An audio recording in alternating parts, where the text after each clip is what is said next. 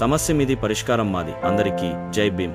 AP దళిత times effect మరియు AM నాయకులు. పశ్చిమ గోదావరి జిల్లా గణపవరం మండలం ముప్పత్తిపాడు గ్రామం దళితపేటలో నిల్వ మరియు మురికి నీటి వల్ల విష జ్వరాలు వస్తున్నాయని దళిత టైమ్స్ మీడియా వెలుగులోకి తీసుకువచ్చి సమస్యను పరిష్కరించింది.